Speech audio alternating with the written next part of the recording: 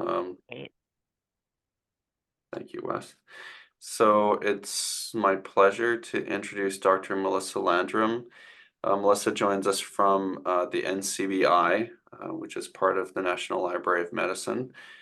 She's a scientist there and also the team lead for the massively useful ClinVar project, and has been really leading up a community effort to improve support for somatic variant classification, which is obviously a very high interest to us here on the Civic team, and I think more broadly to lots of folks on this call. So she agreed to kind of come and give us an overview or update on how that rollout of somatic variant classification support in ClinVar is doing. So thanks for doing this, Melissa. We really appreciate it. Well, thank you for giving me this time today to talk to you about the changes that we're making to ClinVar for somatic variant classifications. It's some big changes coming, so I'm glad to let you guys know what we're doing. So there we go. So some of you may be aware that ClinVar had its 10th anniversary last year. You can see from this graph, we started small, and today the blue line shows that we have 3.6 million submitted records, representing 2.4 million variants in the gray line here. And this data come from 2,700 submitters in 89 countries. And you probably also know that the vast majority of this data is really classifications of germline variants.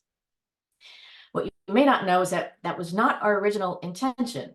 When ClinVar was first set up, we intended the data model to be set up in a way that it should have been pretty flexible so that we could take classifications of any kind of variant, germline variants for Mendelian diseases, somatic variants for cancer, pharmacogenomic variants. But in reality, that's not really what we ended up with. Our data model really ended up being very skewed towards germline classifications. We did have some groups like OBI and CIVIC, and also database of curated mutations, which I think was a precursor of CIVIC. So we did have a few groups who really made a diligent effort to try and figure out how to get somatic data into the ClinVar data model. So here I'm showing you some screenshots from ClinVar. This is a variant in ACVR1. If you look at the panel here on the right, this shows a couple of submissions. The bottom row here is from the database of curated mutations in 2017. And you can see at the time, the closest thing they could get to what they wanted to say was to say the variant was likely pathogenic. That may have been close to what they wanted to say at the time. Often people use pathogenicity terms for cancer variants. But you can also see in 2020, CIVIC tried submitting. And you can see the classification that they gave us was just our catch-all term, other. And you can see from the comment that what they really wanted to say was that the variant supports the diagnosis of this particular kind of glioma. And we really didn't have a way to make a statement like that at all in ClinVar. So this kind of experience really helped us see where the gaps were in ClinVar's data model. As you also know, professional guidelines came out in the last few years about how somatic variants should be classified. And importantly, I was also hearing that laboratories were adopting those guidelines and actually using them in their process of classifying variants. So we thought all of this really added up to make it a good time for us to make some changes to ClinVar so that we can better represent classifications of somatic variants for cancer. So I'm going to go through the big picture, the changes that we're making. Everything I'm going to describe to you is also described in much more detail on our GitHub site here. So you can follow up to find more details here. Of course, you can also email with questions after, but everything I'm going to describe today is available on our GitHub site. So before I get into it, I do want to point out, you'll see this watermark here on a lot of the screenshots I'll show. Any screenshots I show, anything has data, it's not real data, it's all fake, just data that we use on development sites while we're doing development and mock-ups. So don't be concerned or distracted if you see something here data-wise that doesn't particularly make sense. We don't have real submitted data yet. So with that in mind, let's get into it. The major change that we're making in ClinVar is that where we previously have had a single field for the clinical significance or the interpretation or the classification of a variant, We're now splitting that out into 3 fields. So the existing field we are renaming as germline classification. So this is where we have mostly the ACMG terms for germline variants in Mendelian disease. And then we're adding 2 new fields. One is for somatic clinical impact, and one is for oncogenicity. So let me tell you a little bit more specifically what I mean by those 2 things. So somatic clinical impact is based on the AMP-ASCO CAP guideline for classifying the clinical impact of somatic variants. So this is a guideline I'm sure you all are very familiar with. We are following that guideline in that each variant classification should be specific for a tumor type. So you'll have to specify a tumor when you submit to ClinVar. And the statement that you make is describing the strength of the evidence that that variant has an impact for that tumor type. And so the strength of the evidence might be tier 1 strong, tier 2 potential, tier 3 uncertain, or tier 4 benign or likely benign. Again, according to these guidelines, if you say the strength of the evidence is tier 1 or tier 2, you would also then say what kind of impact do you think that variant has. Do you think it has prognostic impact, diagnostic, or therapeutic impact? And then within each of those types of assertions you might make, you would say, well, what is the impact? So for prognostic, is the variant associated with a better outcome or a poor outcome? For diagnostic, does that variant support or exclude diagnosis? And then for therapeutic impact, is the variant associated with response or sensitivity to a drug, resistance to a drug, or reduced sensitivity to a drug? And then for a therapeutic assertion, you would also tell us what the drug is that's relevant for that assertion. So oncogenicity is a bit simpler. Oncogenicity is based on the ClinGen CGC VICC recommendation for classifying the oncogenicity of somatic variants. Again, that's a publication I'm sure this group is very familiar with. Similarly, each submitted classification in ClinVar will come for a specific tumor type. And so you can say that for that tumor type, the variant is oncogenic, likely oncogenic, uncertain significance, likely benign, or benign.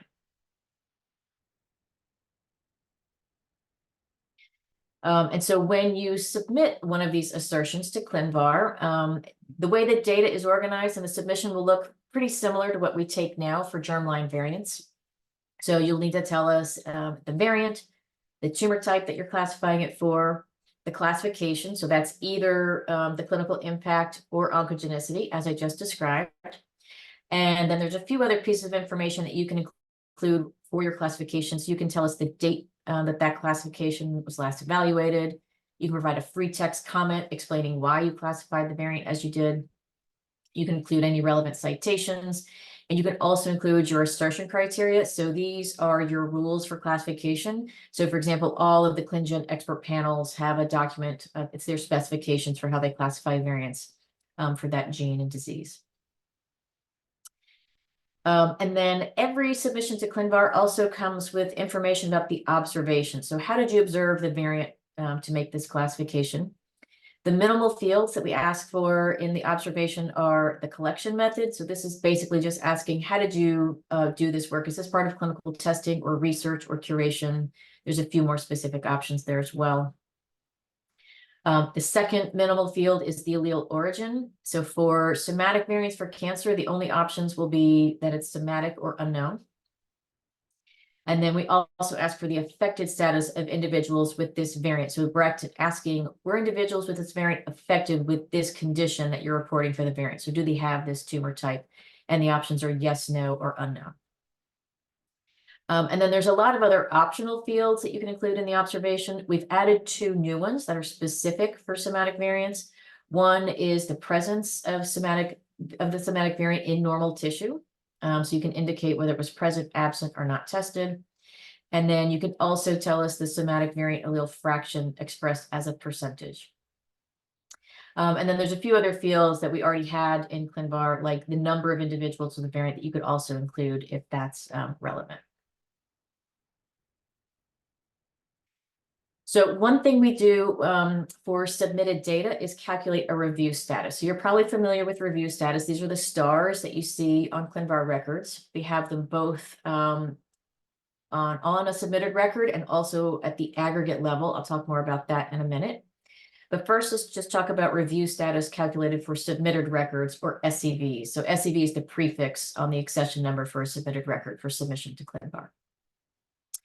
So the highest review status is practice guideline, or 4 stars. So that's for variants that have been included in a practice guideline, followed by the 3-star records, which are from expert panels. So the ClinGen expert panel records are the 3-star records.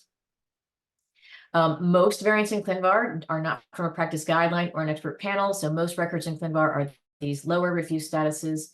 1-star records, the review status is called criteria provided single submitter.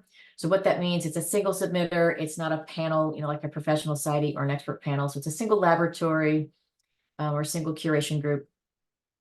And what it means is that the variant was submitted with a classification and also with assertion criteria. So the classification rules and the evidence for that specific classification. So in other words, there's transparency into why they classified the variant as they did.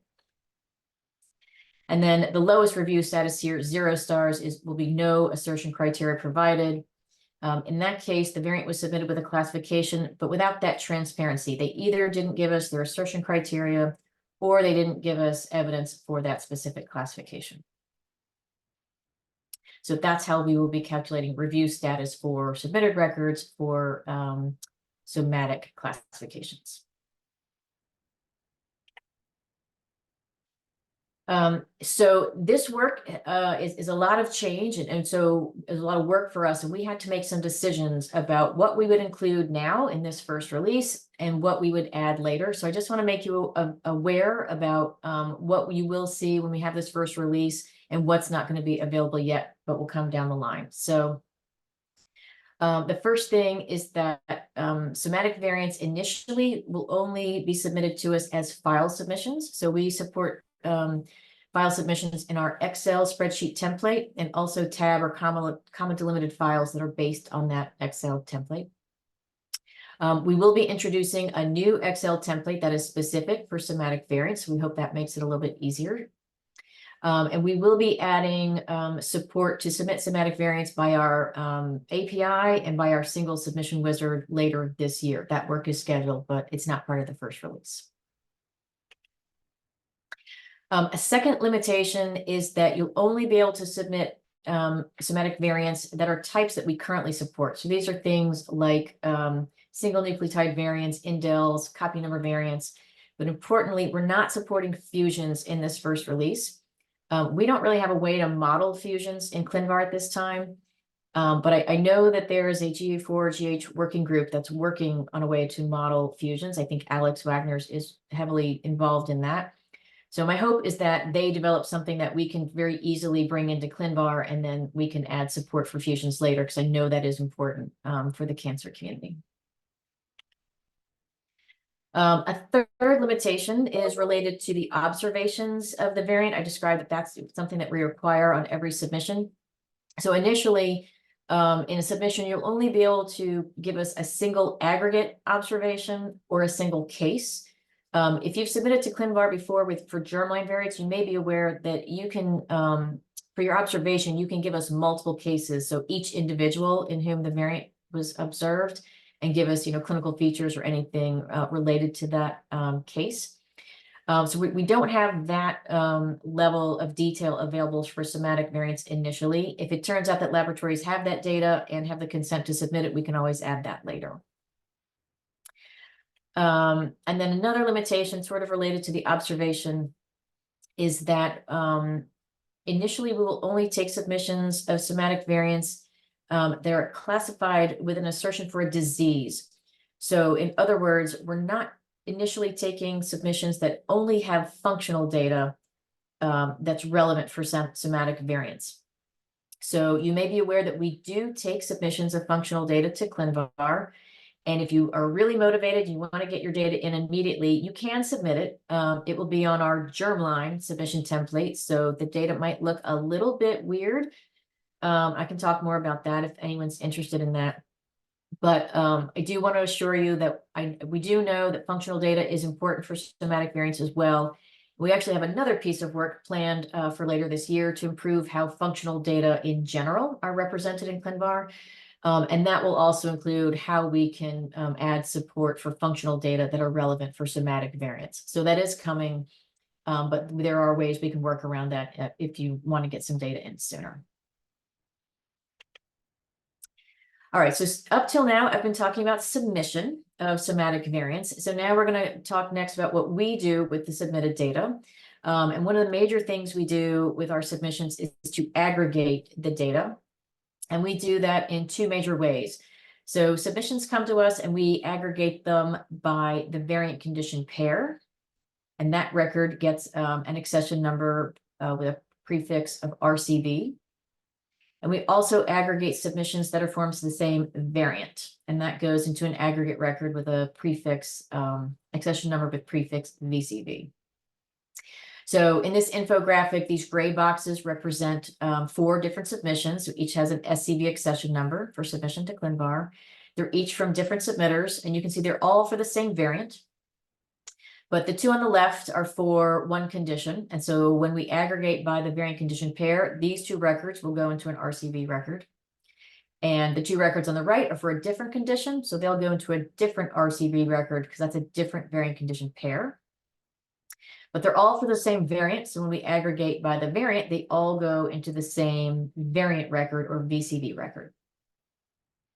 So I think most of our users find the VCV record to be the most useful. And this is what you see by default on the website when you come to ClinVar. So for this talk, I'm mostly going to focus on VCV, but we do the same sorts of calculations for both VCV and RCV. So what I'm telling you is relevant for both. So there are 2 major pieces of data that we calculate for the aggregate records. One is an aggregate review status, and the other is an aggregate classification. So I'm going to tell you a little bit more specifically about what we're doing for those for somatic variants. So the review status, we talked about that a little bit earlier. We calculate this on both submitted records and aggregate records. It gives you an idea of the level of review that went into the classification. And sort of gives you an idea of how much can you trust that classification. So for the aggregate records, we will calculate, I'm sorry, this is a typo. We will calculate an aggregate review status for each classification type. So in other words, we're already calculating a review status that will be on our germline classification. And when we calculate the review status for oncogenicity, we will do this similar to what we do for germline, which is if there's a submitted record from a practice guideline or an expert panel, so that's the 4- and 3-star records, we will use that review status for the aggregate records. So in other words, when an expert panel submits to ClinVar, the submission is 3-star. And then the aggregate records that expert panel is part of are also 3-star because they take that review status. As I mentioned earlier, most variants in ClinVar don't have a practice guideline or an expert panel. So usually we use this next part of the rule, which is that the review status is based on transparency. So we talked about that earlier for submitted records. It's whether any submitted record has their assertion criteria and evidence for that classification. And then the second part of it is consensus. Do submitted records agree on the classification? Because if there's consensus on the classification, it's probably more trustworthy than if there's a conflict. So for clinical impact, we will calculate the review status a little bit differently. The first part is the same. If we have a submission from a practice guideline or an expert panel, that's the review status that we use for the VCV and RCV records. But otherwise, the review status will be based on transparency. This part is the same, whether we have submissions with assertion criteria and evidence for the classification. And then the second part is just whether or not we have multiple submissions for that variant, but not necessarily consensus. And the rationale for this is something we heard in user interviews. So what we heard is that for variants interpreted for their clinical impact, it will be very typical for different tiers to be reported for different types of assertions and different types of tumors. And in that case, those different pieces of information are just that. They're just multiple pieces of information. They're not really considered conflicts. And so for us to calculate consensus or conflict would not really be meaningful or informative. We'll talk a little bit more about that in the next couple of slides as we look at how we're going to calculate the aggregate classification. So this is the second big piece of data that we calculate on aggregate records. Again, we will calculate an aggregate classification for each classification type. And when we do this, for each type, we use the classifications on all submitted records with the highest review status for that type of classification. So the way this works is if we have a record from a practice guideline, then we use the classification from that submitted record as the aggregate classification. Similar thing for expert panels. If we have a submission from an expert panel, the classification from that expert panel record is used as the aggregate classification. Most of the time, we don't have practice guidelines or expert panels, so more typically, we look at whether we have submissions that are one-star submissions. In that case, we would look at all submitted records that are 1-star and use those to calculate the aggregate classification. And if we don't have those, we look at all submissions that have 0 stars and use that to calculate the aggregate. So we will use this general process for both somatic clinical impact and oncogenicity, but the actual classification, the actual calculation will be a little bit different for these two things. So I'm going to go through each of them. So when we calculate the aggregate oncogenicity calculation, we will do it pretty similar, again, to what we do for germline today. So that is, if all SCVs in the calculation report the same classification, that's the term that will be used as the aggregate classification. So in other words, if all SCVs for a variant report it as oncogenic, the aggregate oncogenicity is oncogenic. If SCVs in the calculation report different classifications, we will calculate whether there's consensus or conflict, and we'll do it like this. If there's only a difference in likelihood between, say, oncogenic and likely oncogenic, we don't consider that a conflict. We just report the aggregate classification as oncogenic/likely oncogenic. And similar thing for benign. If it's just a difference in likelihood of benign versus likely benign, that's not a conflict. The aggregate classification is just benign/likely benign. Conflicts come in if we have either of the oncogenic terms an uncertain significance, either of the oncogenic terms with either of the benign terms, or uncertain with either of the benign terms. Any of these combinations we would consider to be a conflict. And then we report the aggregate classification as this term here, conflicting classifications of oncogenicity. And then there's a second field, which lets you know what is the conflict. So here you can see there's one submission that said the variant was oncogenic and one submission that said the variant is of uncertain significance. So somatic clinical impact, the aggregate classification will be calculated a little bit differently. In this case, the aggregate somatic clinical impact will be calculated as the highest tier that's been submitted for the variant among SCVs with the highest review status. So in other words, we're not calculating conflicts for somatic clinical impact. And that's the rationale that I mentioned earlier. We are expecting to get different tiers reported for different types of assertions and different types of tumors. And all of that is useful information. It's not necessarily considered conflicting. So I have a few examples here that we can go through. You can see how this will work. On the left are examples of submitted records we might have for a variant, and on the right is how we would calculate the aggregate classification for clinical impact. So let's say for a variant, we have one SCV that is from an expert panel, so that's 3 stars. And they said it was tier 2 potential. And we've got a second SCV. It's a 1-star record, so it's not an expert panel, but they did give us their assertion criteria and their evidence, and they said it was tier 1. So in this case, we would look at the records with the highest review status, which is the expert panel record, and that's the classification that we would use at the aggregate level. We would just say it's tier 2. Let's say the second example here, we have 2 SCVs. They both have the same review status. They're both 1-star records. One of them called it tier 1, the other called it tier 2. So we would take both of these into consideration because they have the same review status, but we'll only report the highest tier within those records with the same review status. So for this one, the aggregate classification will be tier 1 strong. And then our last example here, we have 2 SCVs. One is a 1-star record. They called it tier 2. The second SCV is a 0-star record. So they either didn't tell us their rules for classification or they didn't provide specific evidence for that classification.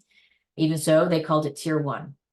So in this case, we would only look at the record with the higher review status, which is tier 2. So that would be the aggregate classification.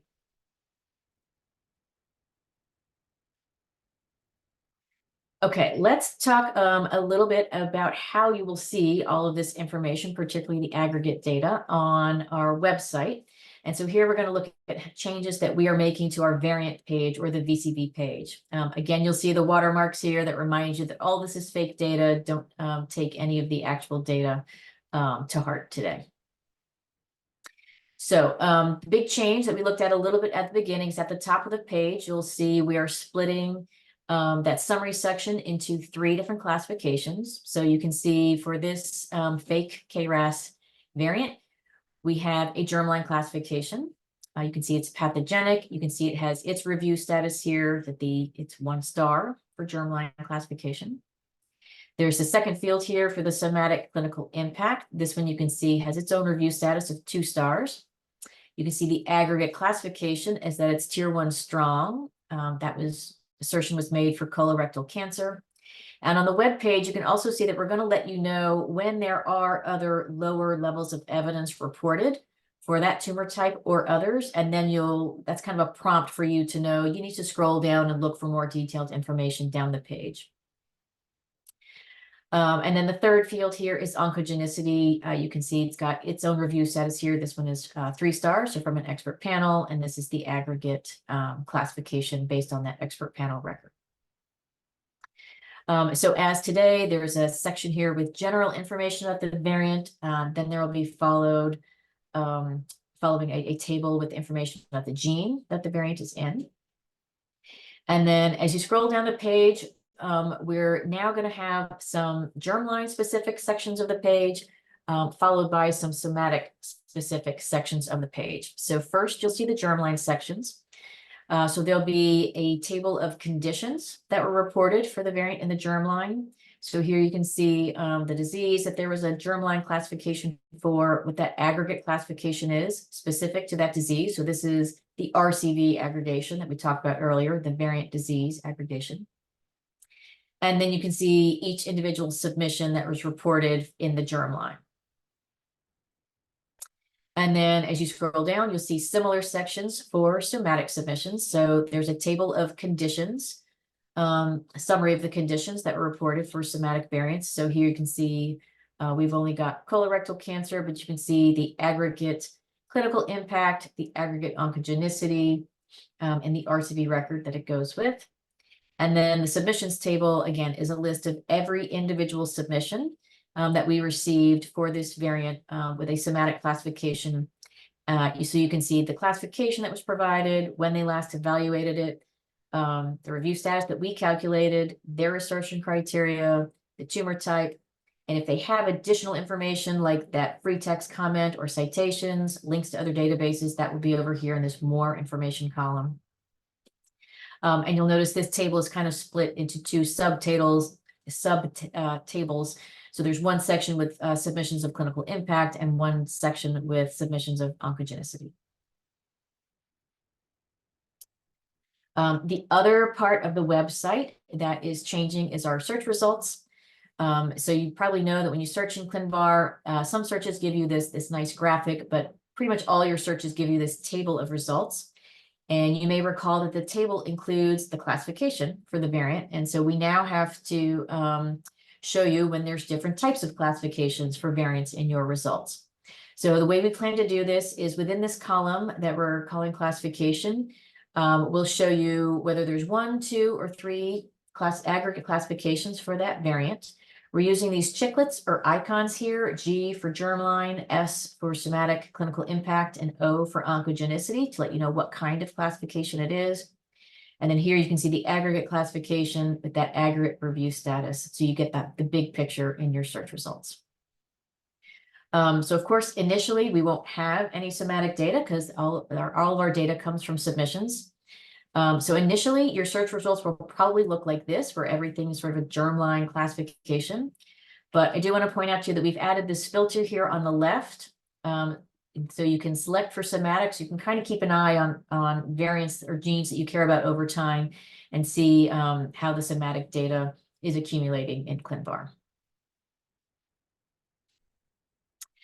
So most of what I talked about today is submission of data and changes to our website. There are also some programmatic changes coming, which are significant. I'm not sure how many people on this call are more on the programmatic side, but I'm going to mention it in case there are people who are developers. And also, if you're not, it'd be great if you can tell your development team that they need to come and take a look at this so that they can prepare for the changes. The big changes are coming to our XML files. These are important because this is our full data set, is what you can get in the XML. So the important thing is that the XML structure is changing and it reflects this big picture change that I've mentioned. We used to have a single element that was for the clinical significance or the interpretation, and we're now splitting that out into 3. So there's separate elements for germline classification, somatic clinical impact, and oncogenicity classification. All of this, there's one other change. We're also making sort of a terminology change. So anywhere where we said clinical significance or interpretation in the past, we're switching to the term classification. So there are some elements in the XML that are changing just for that terminology.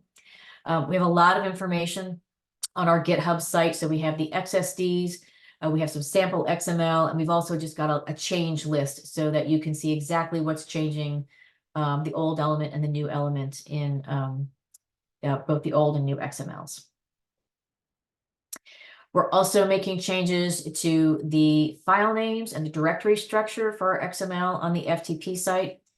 So files with the new XML format will have different names than our old XML files. And this is important because we're going to support both the old and the new XML format for a few months. It'll be at least through the end of March, probably a bit longer than that.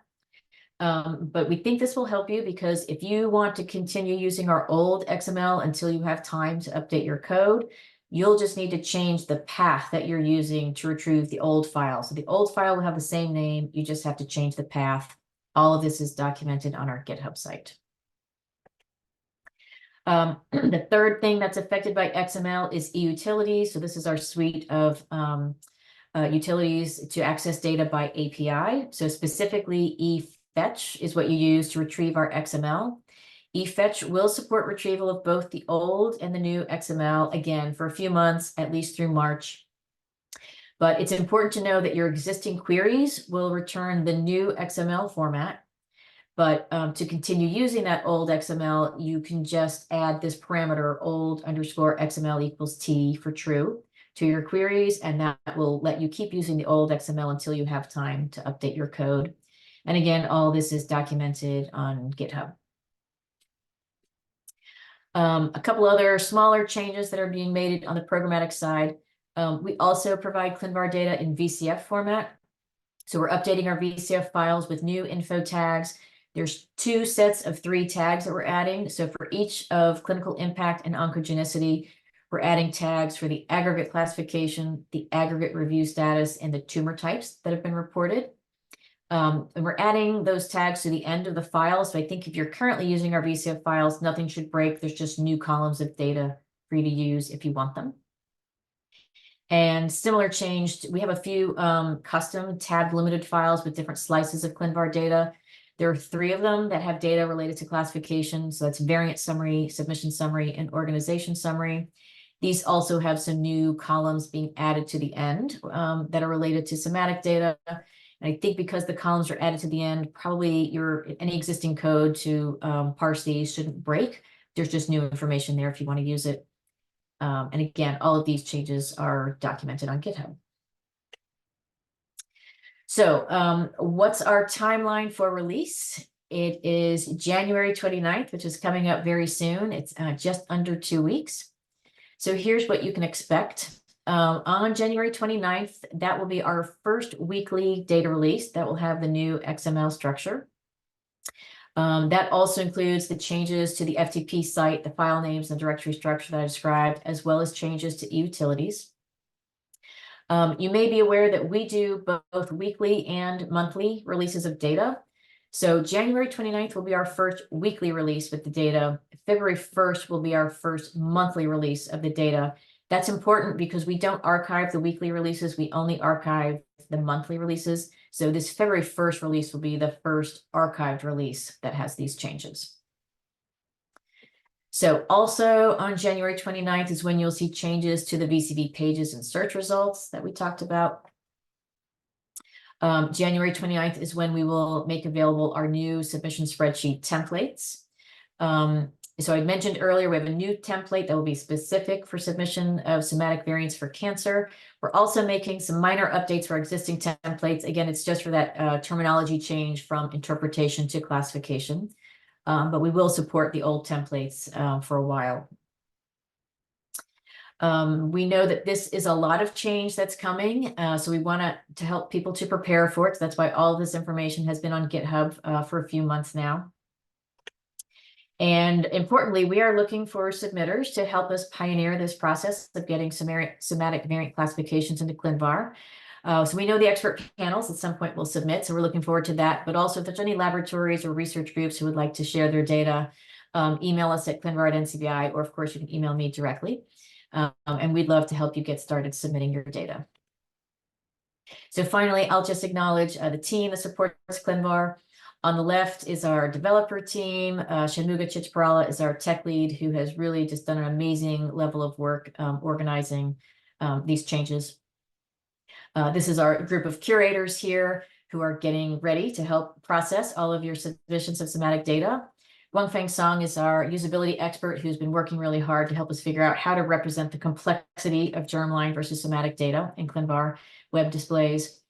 This is our leadership team for ClinVar. I specifically want to call out Fulji Kaur, who's the product manager, who's been working with me on user interviews and trying to figure out what's important to our somatic users, how can we best meet their needs. And then finally, our leadership within the NCBI and the NLM. So, and finally, I want to thank you all again for letting me tell you about this work. And I'm happy to open it up to questions and discussion. And it looks like there's already maybe a couple of things in the chat. Just comments in the chat. Correct. Thanks, Melissa. That was great for that really comprehensive overview of the changes that are coming. It's clear you guys have put a ton of thought and work into this. It's, I think, really, really important for the field that this is happening. So thank you again just for doing that and making that happen. And as I said in the chat, Civic would definitely like to submit some variant assertions as part of the early testing phase. If you guys I figured I was counting on that, so I'm glad to hear that. I have a bunch of specific questions, but I don't want to dominate. Are there others that have questions they want to ask Melissa?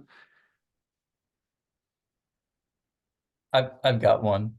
Thanks so much, Melissa. Andy Bredemeyer from Valsera. On the main search results, I guess the VCV record at the top level, if there's multiple different diseases or tumor types for which there's a submission, do they all list there, or do you have to dig in? Does it kind of show you the top one, where one of the ones with the highest classification? So the way we will do that is, sorry, hang on, I lost my view here. Actually, let me see if I can pull up the slide again. It'll be easier to show you on a slide than to describe it in words. Thanks. And let me go back to sharing again.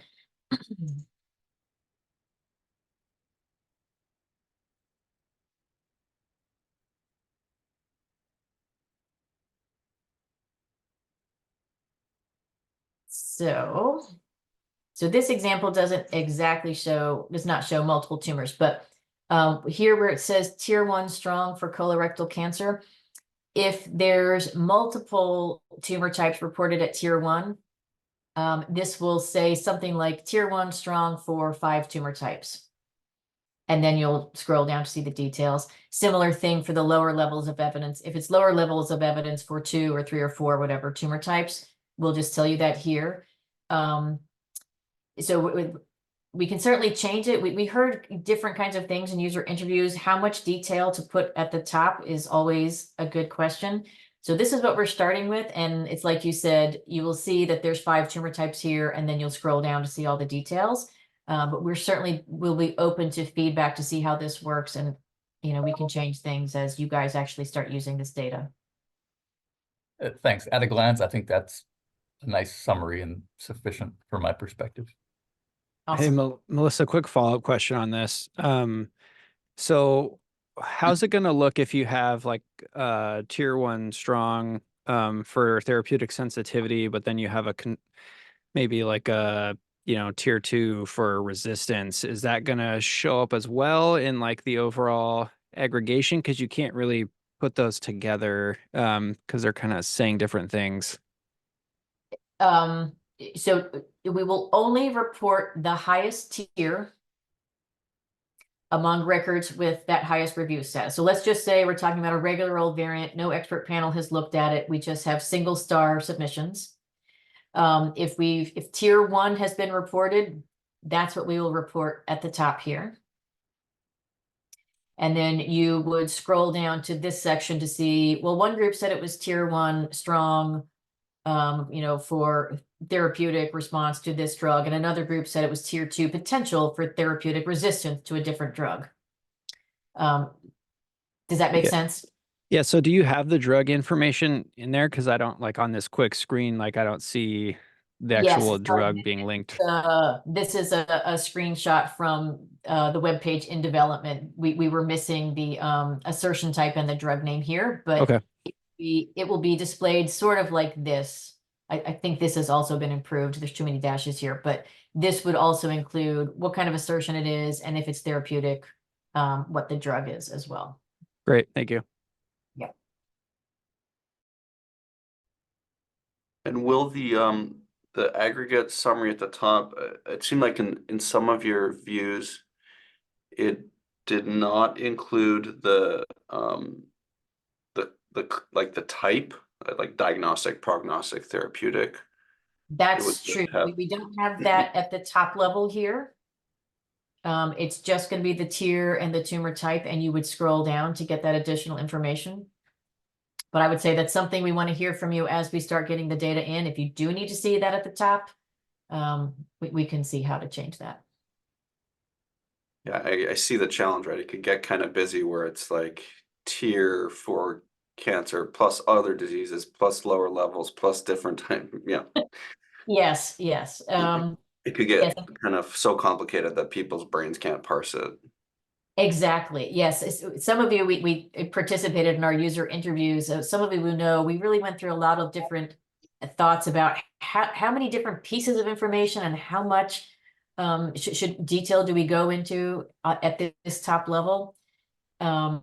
And so we really kind of scaled it back. You can see we really just went to, we're just going to give tier and tumor, and we're just going to tell you there's more to look at.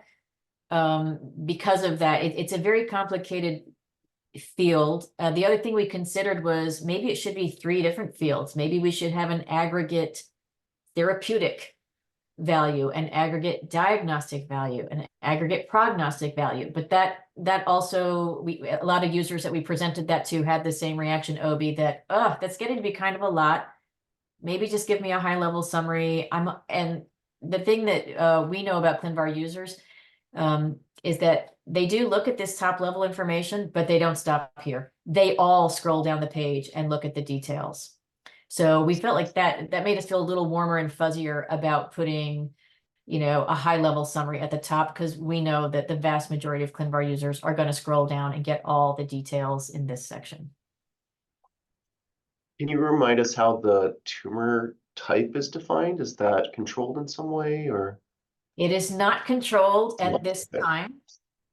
So that's one of the ways that ClinVar is skewed, is that all of the, well, not all, most of the terminologies that we use for diseases are really skewed towards genetic disease, like OMIM and orphanet and things. So you could certainly give us terms from UMLS, MedGen for tumor types, but we're not doing any validation on that right now. So you can give us an ID from one of those databases. You can also just give it to us as a term. So you can just use whatever term you like for that tumor type. And I think that's something we're going to learn as we go, are there terminologies that we should be using? Should we be limiting to only certain terminologies? I think that's going to be an area for us to improve. I have a question. Are you limiting this to solid tumors, or will it also cover hematological diseases? Yes, both are fine. Yes. Okay. No limit on that. Yeah. And related to that, I guess, one of the things I noticed when you were talking about the conflicting classifications of oncogenicity, you said it would be shown as conflicting if there was any conflict between, oncogenic VUS. Are you doing any kind of calculation, like if there are 8 submissions that say oncogenic and 1 that says VUS, is it still going to say conflicting? We don't do any weighting, so we don't have like a majority thing. It's really, if there's one conflict, we call it a conflict. Okay. Yeah. Is that the same rule logic on the germline side? I couldn't remember. Like, can one VUS can kind of cancel out 5 pathogenic? Yes, and that has been the subject of lots of discussion over the last 10 years in the germline space. We have considered putting in some sort of weighting feature. We haven't done that yet. So one thing is that the expert panels can override problems like that. Okay. And so that helps when we have an expert panel, but a lot of our genes do not have expert panels. So there are some places where there are probably some unnecessary conflicts because there's one outlier. Some of you may be aware that on the germline side, Heidi Ream has a small group within ClinGen that has started doing some curation of submissions. So when they see some of these outlier cases, they kind of look and see, is there an obvious reason that we can say, we're pretty sure this is wrong? And so we have a whole process where they report those problems records to us. We contact the submitter and say, we think there's a problem here. You have a couple months to update. And if you don't, we'll flag it. And then by flagging it, we can take it out of the calculation, basically. So we do have a mechanism for that. They're only doing germline records right now. That's where her group has expertise. But if it seems, initially we just want to get some data in. But over time, if we start to get enough data that we start to have some of these not very meaningful conflicts, we can certainly look at ways to address those on the somatic side too. And this observation is one of the reasons for the existence and continued value of the expert panels, I would argue. Yes, definitely. There's a couple questions in the chat. So Malachi asked if ClinVar supports links back to the resources that supplied the assertions, and he gives an example of identifiers.org link for a civic assertion. Yes, so absolutely. There's a couple of places in ClinVar submission that you can provide a link back to your database. And so that the link would typically show up in this section where it says more information. So it's right there on the page. People can find it easily. Okay. So I have another question, but I can wait. Just so there's another question from chat. Of the 2.4 million variants now available in ClinVar, do you have any data indicating how many of these variants are medically significant conflicts? I don't know if you can read the rest of the question there. Yes, I see that. So we can take a quick look at ClinVar. The first question, of course, is what you consider to be a medically significant conflict. I'm going to assume that means, let's see.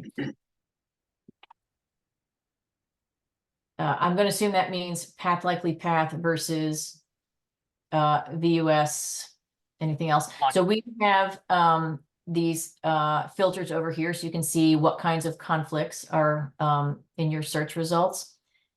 This is a little known fact. If you want to search for everything in ClinVar, you search for all SB. So that gets you all records. And so I think medically significant, you are probably defined as path versus benign and maybe path versus VUS. Would that be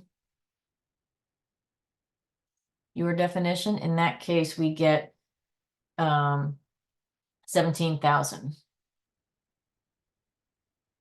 So more than your last number there of 11,000. It's increasing, which is probably a surprise to few. Yeah, well, there was a lot of discussion about conflicts, and not even just medically significant conflicts in general when ClinVar first started.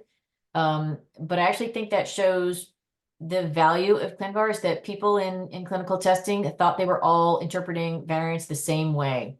There was this assumption that we were all doing the same thing.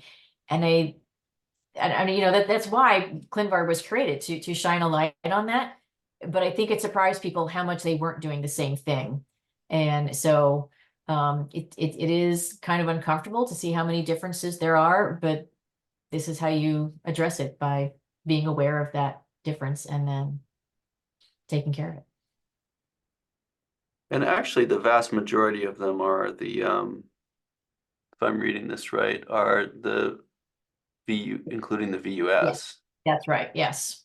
And Only those, about 1,000 are path versus benign, 17,000 path versus VUS, yes. yeah, just a little bit more complicated to think about.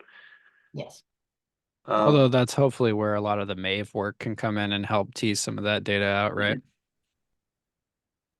Yes, and in fact, since you mentioned that, I mentioned earlier that we're going to be improving functional data in ClinVar. We are working with MAVE-DB. Both they're helping us decide how should we model functional data in ClinVar better, and also we'll set up a workflow so that data from MAVE-DB can get into ClinVar. And so if there's other groups also who are going to generate that sort of data that you'd like to get into ClinVar, we'd love to work with them too. I had a question that also seems relevant to this, about how like updates are handled, because some of these may be cases where it was VUS 5 years ago, but would not be today. How are updates handled? Is there any mechanism to update a record or to supersede a record? Yes, every submitter actually has the responsibility to update their own records. We don't do any updating of submitted records.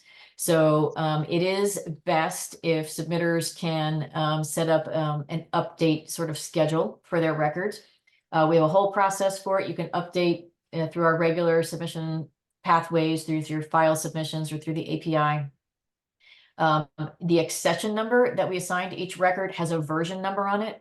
So the first time you submit, you have SCV.1, and every time you update, you're now .2, .3. So we track all of the changes to each record, and then the calculations on the aggregate records also change each time the underlying submission changes. So the VCV records are also versioned. So VCV1 has an aggregate classification, aggregate view status, and as that changes over time, it's then .2, .3. So we track all of those changes so you can see what's happening. Fantastic. Beth has a question about, so she says, I know the diagnostic, prognostic, and therapeutic star ratings will be busy up top in the summary. Would it make sense to specify them in the submissions table, or maybe ask submitters to specify in the comments? Yes, sorry, that's a bug we have in this display. This is an older screenshot. So this column here on the left, it should look more like this, where we're going to tell you the tier, the type of assertion, and then, what's the specific impact here, and then drug name needs to be here as well. So yes, you're absolutely right. That will be part of the submission. Yeah.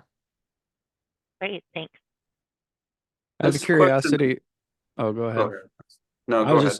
I was just going to ask if there's going to be any inclusion of like structured fields within notes that could then be easily dug through. Is this all going to continue to be free text, or is there some room to have some structured fields possibility within notes?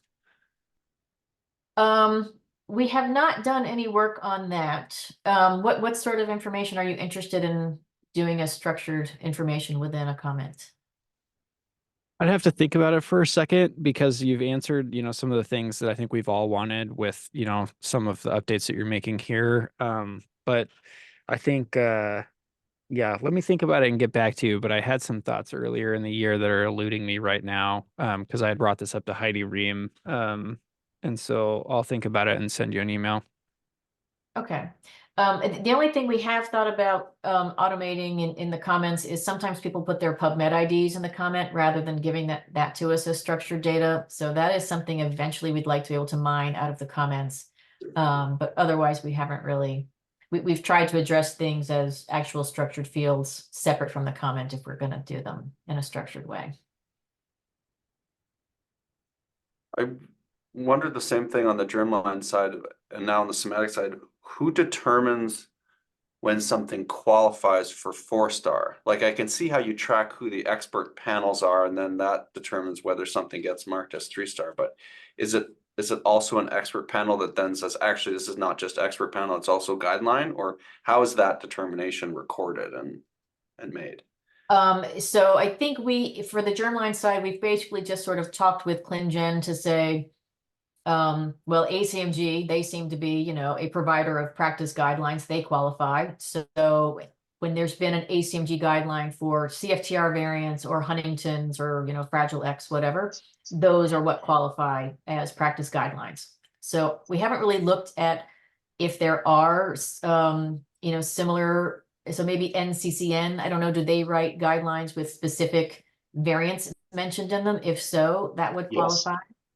Yeah. Yeah, they do, but I guess I feel like there's some curation work there to make sure like you're kind of correctly marking the right variant that really is called out. It's not sort of like, it's not facile to make that determination necessarily. Yes. So what we did on the germline side is basically we had staff either at ClinVar or ClinGen who read the guideline, put together a ClinVar submission, sent it to the professional society to say, this is what we think your guideline says in ClinVar model. Do you approve? Does this look correct? And then we submitted it like that.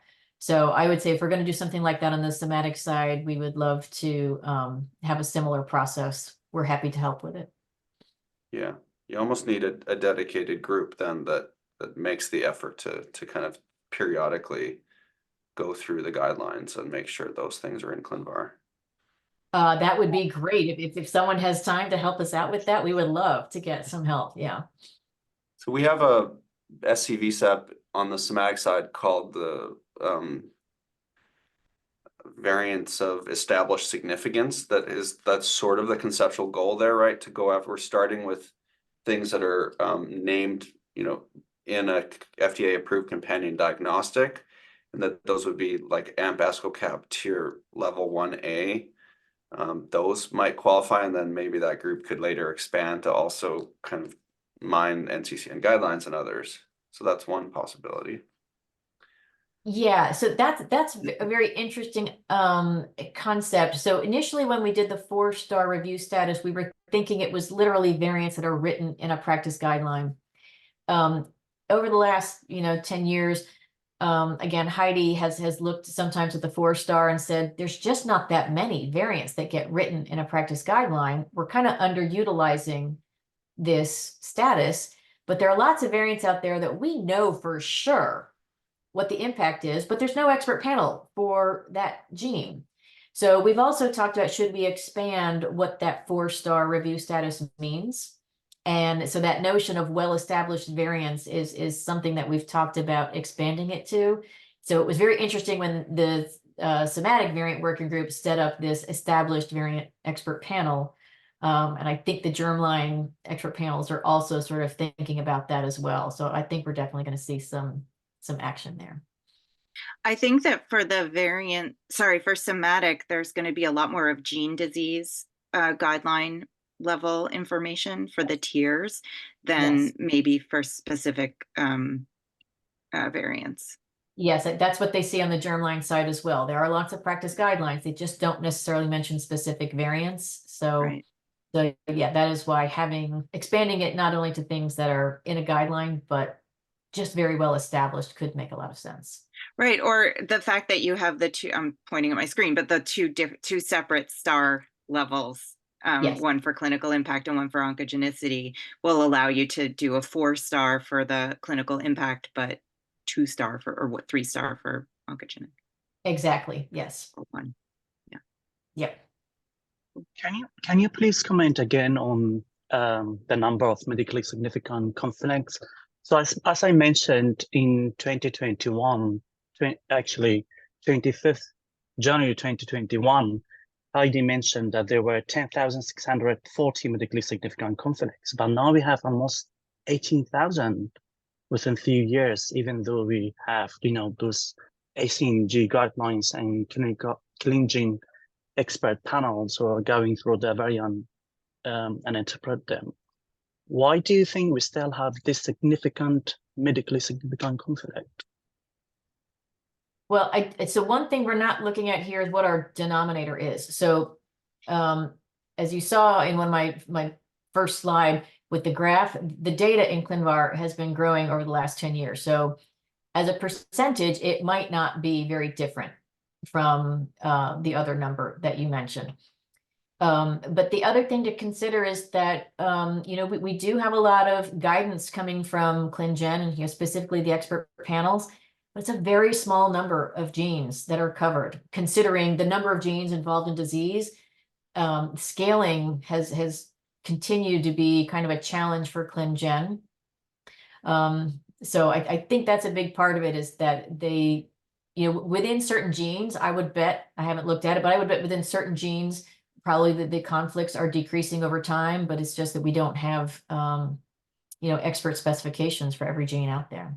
I mean, it can Yes, often you- take a long time for guidelines to actually be uptaken by labs, right? And even the interpretation of those guidelines is still, muddy at times. That's why the professional communities are constantly working on trying to update and revise the guidelines due to the inherent ambiguity that's within those, right? So like our clinical team often looks at the submitters as well to see like, oh, is this really like a large lab that, we can really trust, or is this kind of maybe a one-off smaller, and so there's just a lot of moving parts still.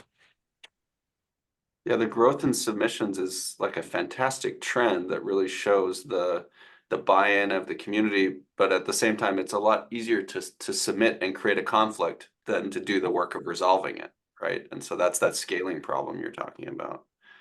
Yeah. Thank you.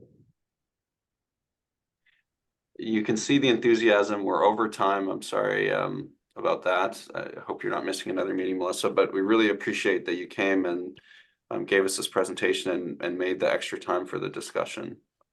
I really appreciate it. I appreciate the enthusiasm and all of your time today, and definitely get in touch with us if you have any questions, or if you're interested in submitting. We'd love to work with you.